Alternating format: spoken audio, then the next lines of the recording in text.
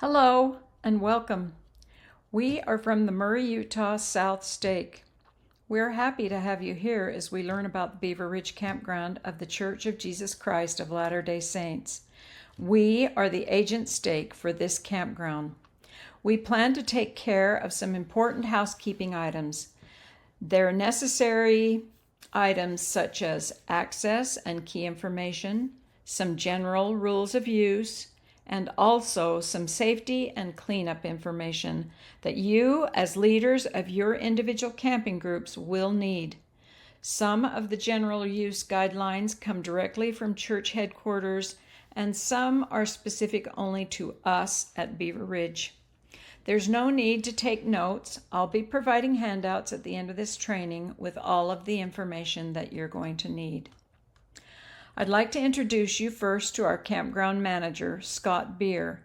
Feel free to read through some of the assignments of maintaining the campground that I've listed here, and then you'll know when he can be of service to you either before or while you're at the campground. Feel free to contact him if you have any questions about the camp facilities. Now let me introduce myself. My name is Patty Godfrey, and here I've provided the phone number and email address where you can reach me if you have any questions about the items listed, such as maps, driving instructions, key codes, your scheduling, and the fees. The purpose of recreational campgrounds is to provide a dedicated outdoor setting for activities, but the primary purpose of these camps is to help the youth feel the spirit and enjoy safe, wholesome recreation. This is the reason the church gives highest priority booking rights to the young women and young men organizations. Of course, stakes, wards, and even individual families may also use these camps for approved activities. One of the most important responsibilities as leadership for your group is to help your group find the campground. The use of the map we provide is going to be key in that it provides not only the map and directions, but it also provides details, step-by-step instructions at every landmark and turn. Those are located at the bottom left side of this map. Then at the very top right-hand side of this map is provided the gate codes to open 2 locked gates that are required to pass through before entering Beaver Ridge Campground. On page 2 of the map are also found codes to open sheds and restroom lock boxes. Please publish this handout to all of the people that might be driving a vehicle to the campground. Of course, you don't want to give it out to everyone because it has the gate codes, and we feel that there's no need for everyone to have all of these codes. It is mostly just for drivers. As I said, there are 2 locked gates that need to be opened along the way, so please make sure every driver is aware that they need these gate codes and the instruction sheet before they get to that first gate. The cell service is great once you get all the way up to the campground, but on the road approaching the campground, it's very spotty and there's no guarantees. Thus the reason we highly emphasize that you publish the map with the gate codes. Now let's talk about the 2 gates. The first locked gate is automatic, and it is the entrance to the Stagecoach Estates subdivision. It's a beautiful gate and is very easy to enter because all you have to do is put in the 4-digit numerical code that's provided for you on the map. No other special characters are needed. Now, when you pass through that gate after it opens for you automatically, it will close behind your vehicle automatically. When you're heading back down off the mountain and you're heading home after your camp is over and you approach this gate, it will automatically open as you draw your car closer to it. Now, the second locked gate is a manual gate. We call it the Bittner Ranch Gate, and our Bittner Ranch neighbors have asked us to keep their privacy gate closed and locked at all times while we are using our church property at Beaver Ridge. We want to be good neighbors, so this is one of the most important parts of the mandatory training, and that is for us to teach you how to use this manual gate and then stress to you how important it is that it stay locked at all times, with only one exception, and I'll get to that exception and tell you about it in a minute. This gate is located approximately 3 miles to the south of Beaver Ridge. I have found that this picture is helpful in our training so that people know exactly how to get in through this gate. Off to the far right-hand side, where the arrow is pointing down with a red star on this picture, you can see that there are several lock boxes to choose from that are mounted on the gate. The lock box on the far left side of this selection of lock boxes is for use by the LDS Church Beaver Ridge campers. That is the one we will give you the code to open. You use the code and pull down on the black tab. Inside is where the key to the large padlock is found. After you take the padlock out of the loop, then you can walk this gate open manually and let cars drive in and pass through. Then you walk the gate closed, lock the padlock, place the key back in the lockbox, close it, and remember to reset the numbers so that it is not set on the code. Now, we said there was one exception to the rule of keeping the gate closed, but it is for large groups only. Most campers arrive in small groups with 1 to 2 or 3 vehicles. Those small groups can easily give out the map and code and instructions to their drivers. It is the large groups that will have many cars passing through over an hour or so that we've developed this one exception to the rule. We allow the following solution: gate monitoring. Please assign 1 or 2 individuals to remain at the manual Bittner Ranch gate. Leave the gate unlocked and open to allow your group to drive through without stopping. If you use this allowance, someone must always be there manning the gate from your group. We ask you to please do not leave the gate unmanned for any reason. Now, regarding arrival and departure times, the schedule has been set up as shown here. Usually there is one reservation stacked on top of another, but late in the season we can be quite lenient when the reservations thin out. So if you're enjoying the campground and you'd like to stay longer, please give me a phone call while you're at the campground and I can quickly check to see if there's someone else scheduled to come in right behind you. If not, then we can easily give you permission to stay a little longer in the day. But generally, these are the arrival and departure times. On Monday through Friday, we would ask you do not arrive before 12 noon. Arriving any earlier may impinge on someone else trying to clean up and get out. So we've set 11:30 as the departure time on the last day of your stay. And that applies if your departure day falls on a Monday through a Friday. As the agent stake, we will be made aware of the campfire burning policies throughout the summer by church headquarters. It's our responsibility to contact you if it's necessary to prohibit campfires during your stay. This is determined by the local law enforcement agencies and state and federal EPA guidelines.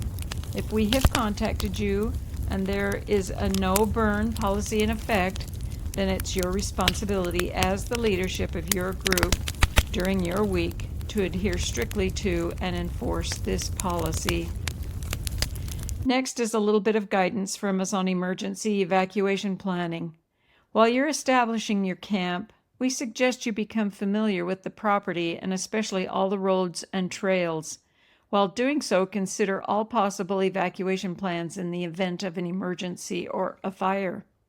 Depending on the emergency at hand, the best and safest evacuation routes may include trespassing onto or through an adjoining property. The next slide are priorities to consider while you're developing an evacuation plan.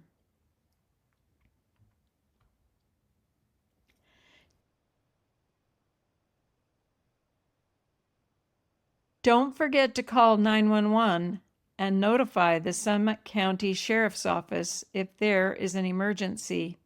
Let me know of the danger and let them know what your suggestions for evacuation are. But if they give you different instructions, please follow their instructions. Our final word on this subject is, as always, please remember to use prayer and the Spirit to guide you as you act in the case of any and all emergencies. I would like to quickly give you a general idea of the boundaries of the church-owned property. If possible, make note of the 2 campground loops and where they're situated, especially in relation to those boundaries. I find this is helpful to assist you in avoiding trespassing onto private property while you're there. This is a rough draft map of the East Campground Loop. Notice very close to the bottom or the south and the right side or the east of the loop is the bottom corner of our property boundaries. And then this is a rough draft of the West Campground within the property boundaries. Here are some of the facilities that are on our campgrounds. We have the West Campground Pavilion. Here is the East Campground Pavilion. Here are some of the new small pavilions that have been built recently on some of the individual campsites on the West Campground. Now let's cover some of the general rules of use. Some of these general rules of use are provided by church headquarters and govern our property. Regarding parking, most campsites can accommodate 1 to 2 vehicles. Please, no more than 2 vehicles should be parked at any one campsite. Additional vehicles should be parking in overflow areas such as open fields or graveled areas. Please walk to your campsite from there. Vehicles parked on campground loop roads are strictly prohibited. This policy is regulation put in place in order to provide safe and efficient emergency evacuation and exiting, either in vehicles or on foot. The generators are available for you if you bring up your own gasoline, so please try and determine if you're going to be there at a time when you need to use the generator to light up the pavilion or you use electricity for any other purpose, and then bring your own gasoline. The water will be tested once each month to ensure it's safe for consumption. We do encourage conservation of that water. We advise against washing the pavilion floor except for possibly the last day of your camp. Please don't run water at spigots for long periods of time, and do not remove water regulator devices. We have a small supply of unscented toilet paper in case you run out, but we request that you bring your own toilet paper. Due to the damage that can be caused to the systems, please buy and use only unscented toilet paper. Also, please do not use antibacterial soap near any of the restroom facilities. It also damages the sewage system that's underground near those restroom facilities. After using the restrooms, please be sure and shut the doors when you're done. It's just an invitation for rodents to want to go inside, nest, get warm, and scare all the young women. So please always keep the door closed. Regarding firewood, there are fallen trees that have been cut and stacked throughout the campground. But please note, if you plan to use these for firewood, please be prepared to split the logs. Splitting logs can be a very specialized process, so unless you're experienced at it, we would like to suggest that you provide your own firewood that is already split and prepared for your use at campfires. You can buy this at many home improvement stores and grocery stores. Sharing the property and supervision of youth. Remember that sometimes families, young men groups, girls' camps, ward camps are often camping together and sharing the West Campground facilities because those campsites are reserved as individual reservations. Please be aware and be courteous to your camp neighbors and provide adequate supervision for your group's youth. Next subject is trash and garbage. Don't leave anything behind. Haul out all the trash and garbage and dispose of it in your own local neighborhoods. We like to suggest to our campers that people use their own ward or stake dumpsters if it's too much for your own personal trash cans at home. Be aware the dumpsters at the Stagecoach Estates are not, I repeat, not available for our use. Remember to leave the camp cleaner than when you arrived.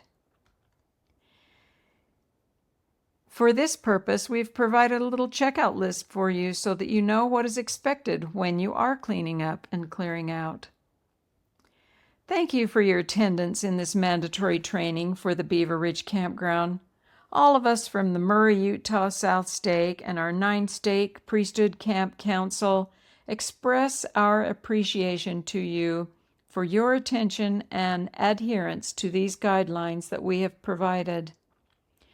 We will now open the live session up for questions, and then I would forward the rest of you that are taking this training online to the quiz and form that can be submitted to me so that I can email you the handouts, maps, and codes. Thank you again, and have fun at Beaver Ridge.